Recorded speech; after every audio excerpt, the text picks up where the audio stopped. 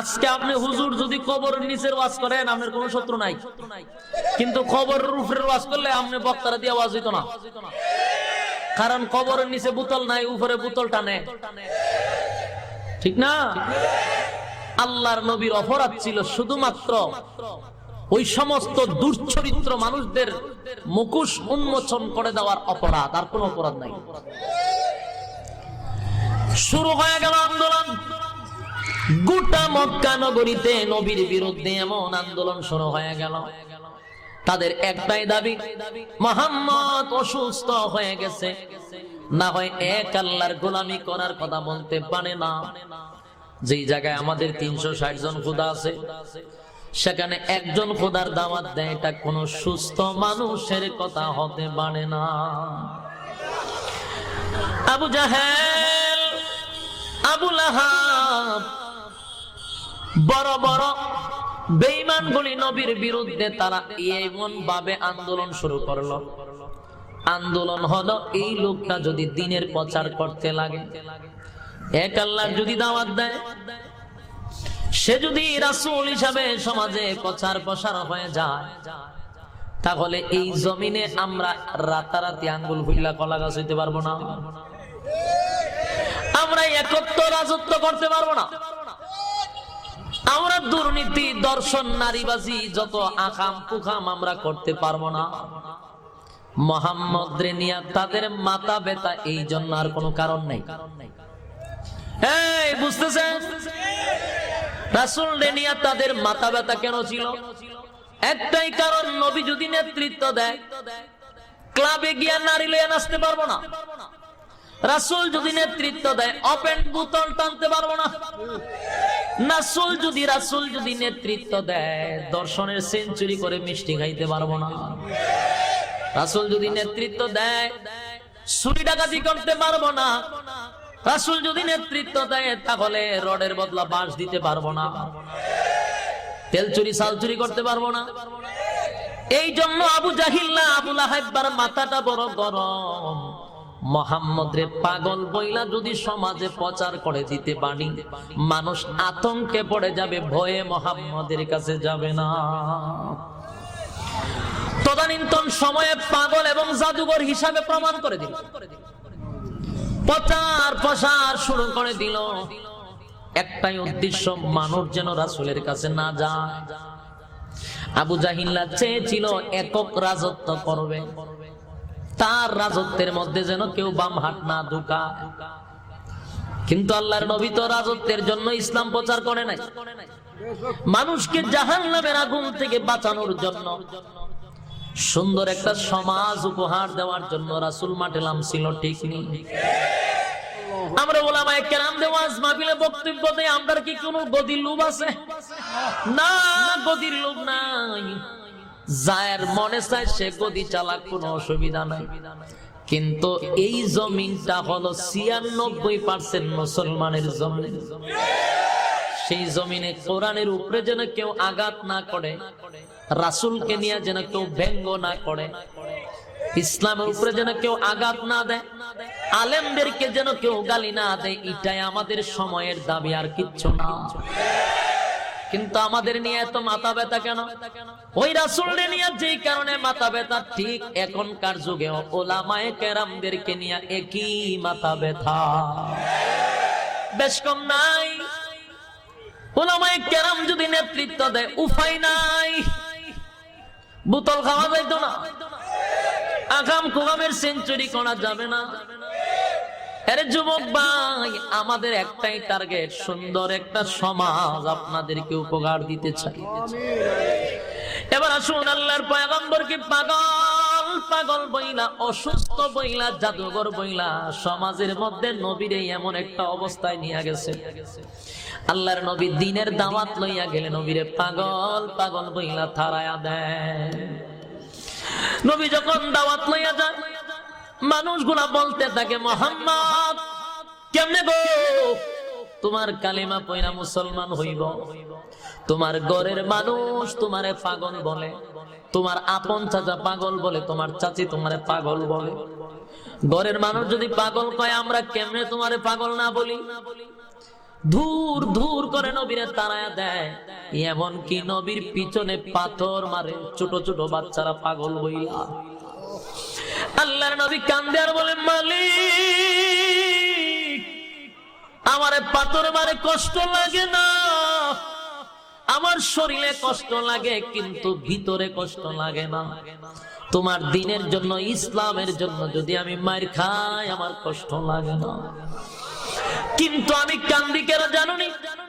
আমার কান্নার কারণ হলো, আমার কান্নার একটাই কারণ, সেটা হলো আমারে তুমি এত বড় একটা দায়িত্ব দিয়া দুনিয়ার জমিনে পাঠাইলা। এটা তো ছোটখাটো দায়িত্ব না, শেষ পয়গম্বর হিসেবে বানাইছো, সমস্ত নবী কুলের সম্রাট বানাইছো, নবীদের নবী বানাইছো, গাছের নবী, মাছের নবী, সূর্যের নবী, চন্দ্রের নবী, মানুষের নবী, জিনের নবী, মোট কথা সবার নবী। এত বড় দায়িত্ব দিয়া পাঠাইলা, আমি তো দিন প্রচার করতে হবে, কিন্তু দাওয়াত লইয়া গেলে মানুষ মারে, আমার কষ্ট লাগে না? কষ্ট লাগে। আমার ঘরের মানুষগুলো আমারে যখন পাগল পাগল বইলা আমারে যখন অপবাদ দেয়, আমার বড় কষ্ট লাগে। কারণ মালিক তুমি জানো আমার মা নাই, বাবা নাই, আত্মীয় স্বজন আমার কেউ না। চাচা হলো বাবার মতো, চাচি হলো মার মতো।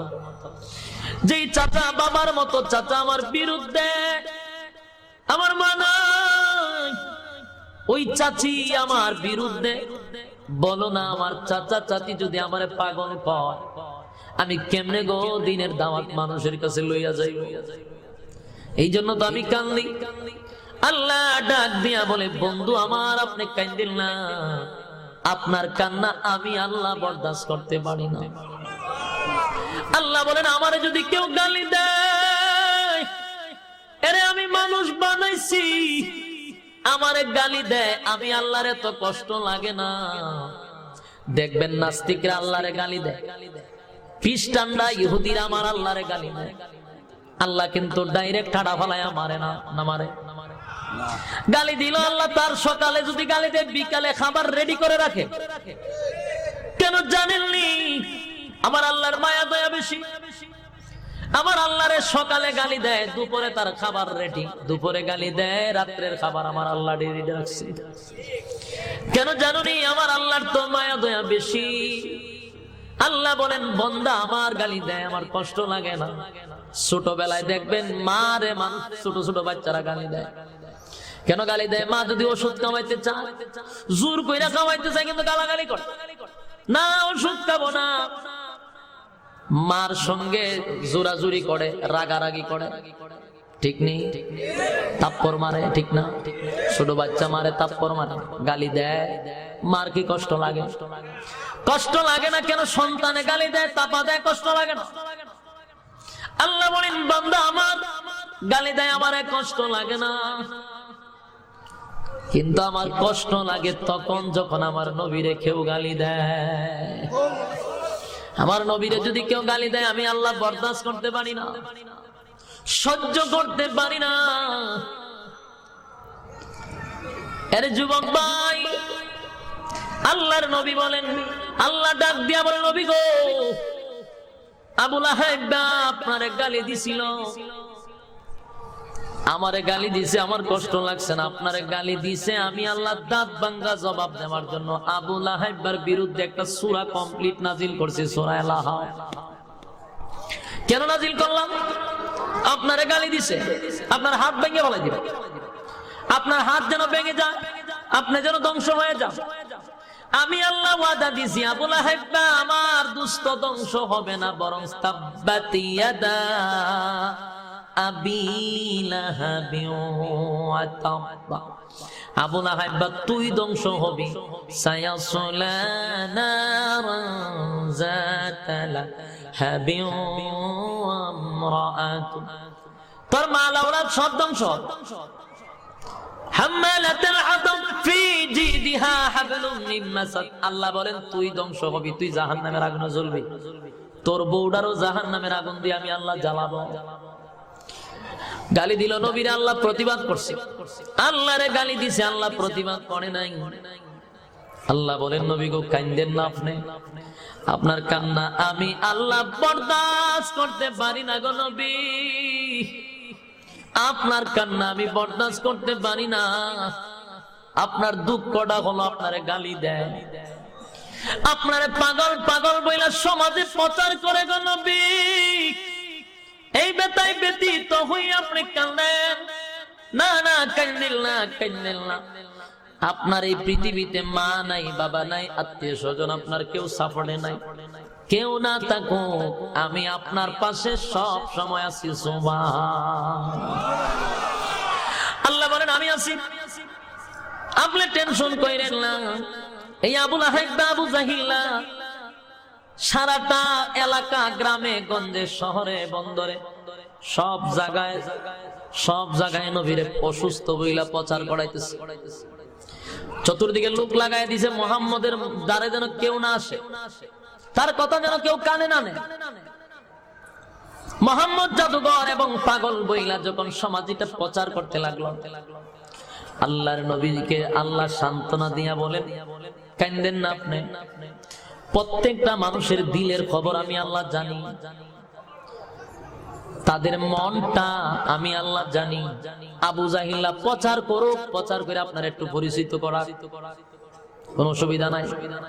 তারাই আপনার প্রচার করাবে, কারণ প্রচার করতে লোক লাগে না, কথা হয় প্রচার করতে তো লোক লাগে, টেকা দিয়ে লাগাইতাম করে আমি আর প্রচার করা, আমি টেনশন করেন না। প্রচার করতে গিয়ে টাকা লাগে, যেমন আমরা বক্তাদের বিরুদ্ধে অনেকে দেখছি ফেসবুকে লেখালেই করে, আমি টাকা নেই এটা নিয়ে প্রচার করি। বিশেষ করে আমরা হবিগঞ্জ আর হইলে গিয়ে ব্রাহ্মণবাড়িয়া কিছু হইলে ফেসবুকে লেখে, আমার আপনার বিরুদ্ধে দিয়ে লেখালেই করে, আমি আমার প্রচারের লোক দরকার, ঠিক না? লেখতে থাক। আগে মানুষ জানতো না, এখন এরা লেখে আশরাফির আনতে গেলে 60,000 লাগে। এটা আমার মুখ দা বড় লাগছে না, এরা প্রচার করে দিচ্ছে, অসুবিধা কি? এখন মানুষ ফোন দিলে আমরা জানি আপনার হাতিয়া কত ভালো হয়েছে না, লেখতে থাক। আমার প্রায় আমি কিছু কর না, আমার কোনো দরকার নাই, এগুলার লাইক রাখছে। আল্লাহর নবী প্রচার হওয়ার লাগে লোক দরকার না, আল্লাহ কারণে চিন্তা করেন আবু জাহিলের দিয়ে প্রচার করাম, আবু লাহাবের দিয়ে প্রচার করাম, টেনশন কি? আর যাদের কাছে প্রচার করবে আমি তাদের মনটা ঘুরাই আপনার দিকে নিয়ে যাব। সুবহানাল্লাহ। এখন দেখা গেল আবু জাহিল্লা, আবু লাহাব এবং সাথে বউ, আবু লাহাবের বউ, আবু লাহাবের বউ হলো আবু জাহিল্লার মাইয়া। যেমন ডার বাপরে, কেমন ডার করে, কেমন রয়েছে আবু জাহিল্লা, কত ভালো মানুষ, ইডার করে ভালো হইব কেমনে, কোম্পানি ভালো নেই। আবু জাহিল্লার মাইয়া হইল উম্মে জামে, বিয়া দিছে আবু লাহাবের কাছে। আবু লাহাব, আবু লাহাব, আবু লাহাবের নাম আবু লাহাব না আব্দুল উজ্জা ছিল। মানছে তারে আবু লাহাব বলতো, বেটা সুন্দর আছিস, সুন্দর লাল আছিল টকটকা, তাই সূরা লাহাবের মধ্যে আল্লাহ আবু লাহাব শব্দটা ব্যবহার করছে। আব্দুল উজ্জা বলে আল্লাহ ডাক দিছে না, কারণ আল্লাহ আমাদেরকে শিখায়া দিছে যেই কথার মধ্যে শিরিক আছে এই নামটা উচ্চারণ করবা না। তাই আব্দুল উজ্জার নামে শিরিক নামটা আল্লাহ কোরআনে মানে ইয়ে করে বলে নাই, কোরআনের মধ্যে এই কথাটা আনে নাই। আবু লাহাব বলছে, কিন্তু আব্দুল উজ্জা বলছে না, কারণ এই কথার মধ্যে শিরিক আছে। উজ্জার গোলাম, উজ্জা কার নাম? দেব দেবীর নাম, ঠিক না? আব্দুল উজ্জা মানে উজ্জার গোলাম। আল্লাহ বলেন এই কথার মধ্যে শিরিক, শিরিক কথা কোরআনে ঢুকাবো না। তাই আল্লাহ আবু লাহাব শব্দটা ব্যবহার করছে রে। আবু লাহাবের উপাধি ছিল আবু লাহাব, মানে বেটা সুন্দর ছিল। আমরা এলাকাতে দেখবেন বেশি কালা হইলে কয় কালো মিয়া বাড়িতে চিনি, খাল্লা বাড়িতে চিনি, লাল মিয়া, খালা মিয়া, দলা মিয়া, লীল মিয়া কেউ রে কেউ খাওয়া না, কারণ মানুষ লীল হইতে পারে না, ঠিক নেই? ওই লাল হয় নাহলে কালা হয়। আমরা কিন্তু বহু নাম আছে, কাল্লা আসেনি বাড়ি, এটা কিন্তু কবিরা গুনাহ হবে। নাম এইভাবে বলা, মানুষের মনে আঘাত দিয়া বলা ঠিক না। কালো হয়েছে দিকে কি হয়েছে, তুমি বানাইছো না আল্লাহ বানাইছো? এই জন্য কেউ যদি কালো হয় তারা কাল্লা বলা যাবে না, গুনাহ হবে। কথা বুঝতে পারছেন? কিন্তু আবু লাহাব রে মানুষ, আবু লাহাব বলে আবু লাহাব খুশি হইতো, এটা কোনো অসুবিধা না, কারণ এটা তো লাল টুকটুকে লাল, চেহারা বড় সুন্দর আছে। নবীর চাচা না, চেহারা খুব সুন্দর ছিল। আবু লাহাব আবু জাহিল্লারে দিয়া প্রচার করাইছে। গ্রামে গঞ্জে শহরে বন্দরে নবীরে প্রচার করাইছে, মারামারি পক্তাইছে, সর্বনাশ। ছেড়ে দিতাম মিছিলে তো ছেড়ে দিতাম। কে আইছে এখন? বক্তা কে? আজিজুর রহমান হুসাইনি আইছে নাকি? ও শোনা দিলাম সব তিলা দিও কুমিল্লা শিশু বক্তা। আচ্ছা মাশাআল্লাহ, সমস্যা নাই। তো ছাইরা দিলে আমার কবে? আমার তো আর সময়ও নাই, কইলে কাম হইতো না, টাইম শেষ। 1 ঘন্টা বইলা রাখছি প্রোগ্রাম, বসেন, কথা না বলি। এবার আসুন শেষ কথাটা বলে দেই। প্রচার করাইছে আল্লাহ, গ্রামে গঞ্জে শহরে বন্দরে সব জায়গায় বলছে কি মোহাম্মদ পাগল, মোহাম্মদ অসুস্থ, কেউ যাইবি না, লোক লাগায় রাখছে। আল্লাহ কয় প্রত্যেকের দিলটা আপনার দিকে ঘুরাইয়া দিব। আল্লাহর কি কুদরত! মানুষের কানে কানে পাগল বইলা প্রচার করাইয়া দিছে। মানুষ এত বিরক্ত হইছে, এত বিরক্ত হইছে, শুনতে শুনতে কান ফসাই লইছে। শেষে কয় মিয়া মানলাম উনি পাগল, কিন্তু প্রধানমন্ত্রী, মন্ত্রী, এমপি, আপনারা তো সমাজের সবচেয়ে দামি মানুষ, আপনার কথায় সমাজ উঠে এবং বসে। এমন দামি মানুষটা সাধারণ একটা পাগল অথবা অসুস্থ লোককে নিয়ে আপনার এত মাথা ব্যথা কেটে কথা বল না? আপনারা বুদ্ধিজীবী, তা আপনারা এত মাথা মৌলবীদেরকে নিয়ে কোন কারণে? মানুষ এটা জানতে চায়। আজকে দেখবেন 71 টিভিতে বসে খালি মৌলবীদের কিনে চুলকা, তো মানুষ জিগায় আর তো মাথা ব্যথা কেন? রাসূলকে নিয়েও বেঈমানদের এত চুলকানি, মানুষ বলতে চায় আপনারা এত চুলকান কেন? যদি অসুস্থ হয় ভালো কথা, এটা আপনারা প্রচার করে লাভ কি? এক সময় বিরক্ত হয়ে চলেছেন, আমরা দেখতেই অসুস্থ, কি এটা কেমন অসুস্থ? যেখানে এমপি অসুস্থ হয়, মন্ত্রী অসুস্থ হয়, সাধারণ একটা মানুষের প্রচার প্রসার বড় বড় লোকরা করতেছে। আর পাগলও যদি হয় এটা ছোট পাগল, এটা আন্তর্জাতিক খ্যাতি সম্পন্ন পাগল। এমন পাগল না দেখলে চরম মিস হবে। আমরা দেখতে, যেহেতু এলাকার এমপি মন্ত্রী লামছে, তিনি কি ছোট পাগল? আপনারা যদি শ্রীমঙ্গলের এমপি সাহেব আপনারা গ্রাম হয় সেটা কয়েও হঠাৎ করে আমার বাতিজাটা একবার পাগল হয়ে গেছে গা, তা আমি একটা ঘোষণা দিয়ে গেলাম, তোমরা কিন্তু আমার এলাকার ভিতরে ঢুকতো না। আপনারা আশ্চর্য হইতেন না? বলে কি তাক কয় কি এই লোকরে আমরা টাকা দিয়ে আনতে পারি না, এই লোকে সেটা পাগলের প্রচার করে। হইলে হে পাগল, আনালে যেই পাগলের কথা বলছি এটা মনে হয় বিশ্বের সেরা পাগল। এই পাগল না দিকে বসে দেয় কেমন? দেখো চলো আমরা দেখতে পাগল না। ওই যে আল্লাহ কাছে আগে প্রচার করাম আপনারা দিয়া, আল্লাহ আগে প্রচার করে এত মানুষ করছে, তাই আমরা একটু পাগলটা দেখতে। দলে দলে পাগল দেখতে গেছে, সুবহানাল্লাহ।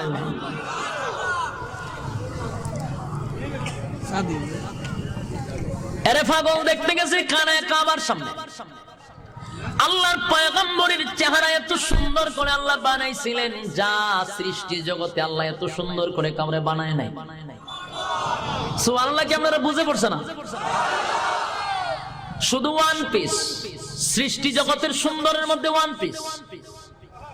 সুন্দরের গোডাউনে আল্লাহর নবীর থেকে কামরে সুন্দর বানায় নাই। আরে আমরা জানি ইউসুফ নবী সুন্দর, ইউসুফ নবীর চেহারা দেখা গো কেউ কালেমা পয়রা ঈমান আনে নাই। তোমার নবীর চেহারার দিকে তাকাইয়া, তোমার নবীর চেহারার দিকে তাকাইয়া মানুষের কিদা নিবারণ হয়ে যেত। আল্লাহর নবীর চেহারার দিকে তাকাইলে ক্লান্ত দূর হয়ে যেত। চেহারার দিকে তাকাইলে চোখের পলক পড়তো না। এত এত সুন্দর, এত সুন্দর, এত সুন্দর, জোরে জোরে কোন সুবহান। এত সুন্দর ছিল আল্লাহর পয়গম্বর। বেঈমানদার নবীর দিকে তাকাইয়া চোখ বড় করে ফেলেছে। হায় রে, কি দেখলাম, কি দেখলাম, কি দেখলাম, যার চেহারার আলোতে সাইড ফাইড আলো হয়ে গেছে। এত সুন্দর চেহারার লোক, কি তার চেহারা, কি তার বডি, কি তার চোখ, কি তার চুল, কি তার ভ্রমর, এত সুন্দর। নবী যেন হাসি দিলে মুক্তা জড়ত। এত সুন্দর চেহারার লোক কেমনে রে লোকটারে পাগল বইলা সমাজে প্রচার করলাম, আপনার বুঝে আসে না। মানুষগুলা বলে আমরা তাওরাত কিতাব রিসার্চ করেছি, তাওরাত কিতাব পড়েছি, আমরা তাওরাত কিতাব পড়ে দেখেছি আখিরি জামানার একজন পয়গম্বর আসবে, যত গোলাপ তাওরাত কিতাবের নমুনা পাইছি, আলামত পেয়েছি, হুবহু এই লোকটার সঙ্গে মিলে গেছে। উনি যে আখিরি জামানার পয়গম্বর, এর মধ্যে কোনো সন্দেহ নেই। একটা সেকেন্ড দেরি করতে চাই না। এই সবাইকে ডাক দেয়া বলে, শোনো গো, আমরা তাওরাত পড়েছি, এই জামানায় একজন নবী আসার কথা, আর যতগুলা তাওরাতের মধ্যে বর্ণনা আছে সবগুলা লোকটার সঙ্গে মিলে গেছে। কারণ তার কণ্ঠ সুন্দর, এত সুন্দর কণ্ঠ আল্লাহর নবীকে দিছে, আল্লাহর নবীরে দিছে। সুবহানাল্লাহ। আমরা জানি দাউদ পয়গম্বরের কণ্ঠ সুন্দর ছিল। হ্যাঁ, দাউদ পয়গম্বরের কণ্ঠ সুন্দর ছিল রে। দাউদ নবী যখন তেলাওয়াত করত, নদী নালা খাল বিলের সমস্ত মাছগুলি লাফাইতে থাকত। বনের হিংস্র প্রাণীরা দৌড়ায়া দাউদ পয়গম্বরের কাছে এসে বসে যেত। উড়ন্ত পাখি নিচে বৈশা যাইত। দাউদ নবীর কণ্ঠ এত সুন্দর, কিন্তু দাউদ পয়গম্বরের কণ্ঠ শুনে এই একটা মানুষ কালেমা পড়িয়া মুসলমান হয় না। এর যুবক ভাই, আল্লাহর নবীর কণ্ঠর সাথে কারো তুলনা নাই, চেহারার সাথে কারো তুলনা নাই। সমস্ত নবীরে যা দিছে আমার নবীরে তা দিছে, আর আমার নবীরে যা দিছে কোন নবীরে তা দেয় নাই। আল্লাহর পয়গম্বর যখন উনি তেলাওয়াত করতে লাগলেন, আর চেহারা দেখে তারা পাগলের মতো হয়ে গেছে। এই লোকটাই আখিরি জামানার পয়গম্বর, এর মধ্যে সন্দেহ নাই। পড়ায়া দেন লা ইলাহা ইল্লাল্লাহু মুহাম্মাদুর রাসূলুল্লাহ সাল্লাল্লাহু আলাইহি ওয়াসাল্লাম। কালেমা পড়ায়া দিল, মানুষগুলি দলে দলে মুসলমান হইতে লাগলো। আমি আপনাদের কাছে জানতে চাই, পাগল বইলা মানুষকে দূরে নিল না কাছে আনলো? কথা কয় না দি? আরো জোরে বলেন। তাহলে অপপ্রচার আল্লাহ করাইয়া আবার পরিচয় করাইলেন, কালেমা পড়াইয়া জান্নাতের সার্টিফিকেট দিয়া জান্নাতে পৌঁছায়া দিছে। কথা কয় না? আজকে যারা আলেমদের বিরুদ্ধে অপপ্রচার করতেছ, দিন তো দিন আলেমদের বক্তব্য কমে না, আলেমদের বক্তব্য বেড়ে গেছে। এর যুবক ভাই, আবু লাহাব আবু জাহিলার চান্দি গরম হয়ে গেছে। সারা রাত মেহনত করলাম, দিনের বেলায় কালেমা পইরা দলে দলে মুহাম্মাদের দল বাড়তেছে, মাথা ঠিক নাই। আর অপপ্রচার করব না, আর বিরোধিতা করব না। এবার কাজ শুরু হইল, যেখানে পাবো সেখানে মারবো, যেখানে পারবো সেখানে মারবো। এখন সিদ্ধান্ত নিল নবীরে মারবে, যারা অনুসারী তাদেরকে মারবে। হায় রে, সাহাবায়ে কেরামদের উপরে নির্যাতন শুরু হয়ে গেল। এই যে আমি বলছিলাম দ্বিতীয় অধ্যায় 13 বছর, এই দ্বিতীয় অধ্যায়ের 13টা বছর মাক্কি জিন্দেগি, 13টা বছর শুধু নির্যাতন, শুধু নির্যাতন আর নির্যাতন। নির্যাতনের স্টিম রুলার নবীর সাহাবীদের উপরে চাপায়া দিছে। যেখানে পায় সেখানে মারে, যেখানে পায় সেখানে মারে। হায় রে, যারা কালেমা পড়ছে তাদের উপরে নির্যাতন কারে করে। এরে যুবক ভাই, আজকে আমরা বলি এক রক্তের সাগর, এক সাগর রক্তের বিনিময়ে বাংলাদেশ স্বাধীন করেছি। ঠিক তেমনি ভাবে লক্ষ সাহাবীর রক্তের বিনিময়ে আমরাও ইসলাম পেয়েছি।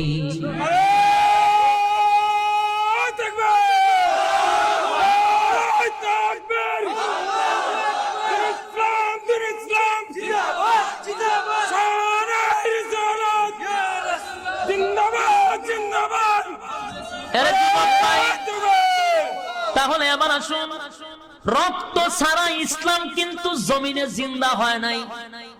সাহাবীদের পবিত্র রক্ত ইসলাম নামক বৃক্ষের নিচে ডালছে। 13টা বছর শুধু নির্যাতন করছে, নির্যাতন করছে। আজকে যারা বুদ্ধিজীবীর নামে প্রতিবন্ধী গুলা যখন বলে ইসলাম সন্ত্রাস শিখাইছে, এরে বুদ্ধিজীবীরা ভালো কইরা ইসলামের ইতিহাস পর 13টা বছর কারা সন্ত্রাসী করেছে। 13 বছর রাসূলকারী নির্যাতন সহ্য করেছে, যেখানে পাইছে সেখানে মারছে। কত সাহাবীর নির্যাতন বলবো, কত সাহাবীদের নির্যাতন বলবো। বেলাল নামক একজন সাহাবী কালো ছিল, মারতে মারতে বেচারার লাল করে লাইতো। শুধু একটাই অপরাধ, কালেমা পড়ার কারণে। ইসলামের প্রথম শহীদ মহিলাদের মধ্যে সুমাইয়া রাদিয়াল্লাহু তাআলা আনহাকে কাপড় চোপড় খুলে লজ্জাস্থানে বর্ষা মাইরা দুনিয়া থেকে বিদায় করছে। সন্ত্রাস কি ইসলাম ছিল না? উগ্রবাদী যারা এখনো বলে তারা সন্ত্রাস। এখন যারা আমাদেরকে সন্ত্রাস বলে, গিয়া দেখেন এরা সবচেয়ে বড় সন্ত্রাস। এরা চাঁদাবাজ, টেন্ডারবাজি করে। ইসলাম সন্ত্রাসের পক্ষে না। ইসলাম ইতিহাস ভালো কইরা পড়া দেখেন, রাসূলের জীবনে 3টা ভাগে ভাগ করা হয়েছে। কাবলান নবুয়ত 40 বছর, দ্বিতীয় হলো 13 বছর মাক্কি জিন্দেগি, তৃতীয় অধ্যায় হলো 10 বছর মাদানী জিন্দেগি। মক্কার জিন্দেগিতে 13টা বছর শুধু মার খাইছে। আল্লাহর পক্ষ থেকে বলা হয়েছে, নবী গো প্রতিবাদ কইরেন না, খালি মার খাইবেন, নীরবে মার খান, প্রতিবাদ কইরেন না, প্রতিবাদ কইরেন না। 13টা বছর শুধু সাহাবায়ে কেরাম মার খাইছে না।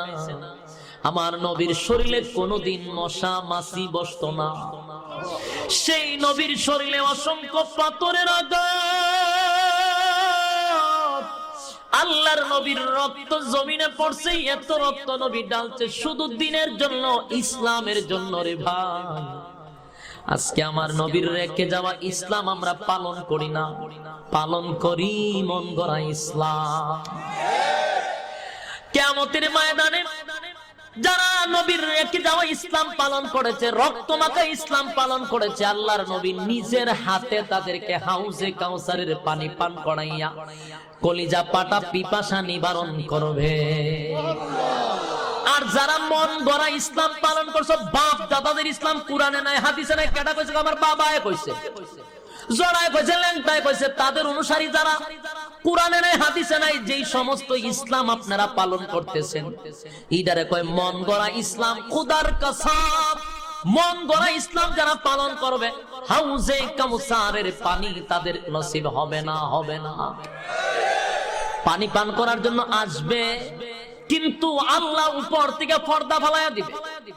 নবী চিৎকার দিয়ে বলবে, মালিক তুমি তো আমার হাউজে কাউসার পানি দিলাম আমার গুনাহগার উম্মতকে পান করানোর জন্য, কিন্তু মাঝখানে পার্টিশন কেন ফালাইলা? আল্লাহ ডাক দিয়া বলে, নবী গো আমি যা জানি আপনি তা জানেন না। আপনি দুনিয়া থেকে বিদায় হওয়ার পরে আপনার রক্ত মাখা ইসলাম, দান্দান ভাঙ্গা ইসলাম, এই সমস্ত মানুষগুলা পালন করে নাই, তারা মন গড়া ইসলাম পালন করছে। তাই আমি আল্লাহ চাই না তাদেরকে আপনার বরকতের হাতের পানি পান করাইতে গো নবী। আমি চাই না তারা যেন আপনার হাতের পানি পান না করতে পারে। এর যুবক ভাই তখন আমার নবী ব্যথায় ব্যথিত হইয়া কানবে আর বলবে, উম্মতেরা রে, আমার রেখে যাওয়া ইসলামটা পালন কেন করলি না? আমি নবী না, রক্ত দিয়া ইসলাম কায়েম কইরা তোদের কাছে আমানত রেখে আসছিলাম। আমি নবী দান দান ভাঙছি, উহুদের ময়দানে মার খাইছি, তায়েফের ময়দানে মার খাইছি, শুধু ইসলামটাকে জিন্দা করার জন্য। এত কষ্টের ইসলাম তোদের কাছে আমানত রাখছিলাম, কেন রে তোরা মন গড়া ইসলাম পালন করলি? রাগান্বিত হইয়া আল্লাহর নবী বলেন, মালিক তাই যদি হয়, নবী রাগান্বিত হইয়া বলবে, সুহকান সুহকান লিমান গায়্যারা বাদি, দূর হয়ে যা, দূর হয়ে যা, এমন উম্মতের আমি নবীর কোনো দরকার নাই। এই আশিকে রাসূল, তোমার আমার নবী যদি হাসরের মাঠে তোমারে আমারে বিদায় করে দেয় গো, উপায় নাই, উপায় নাই। হাসরের মাঠে তোমার আমার আপন বলতে আর কেউ থাকবে না। ঠিক কিনা বলেন? বলুন, মন গড়া ইসলাম পালন করবেন না আল্লাহর রাসূলের রেখে যাওয়া ইসলাম পালন করবেন?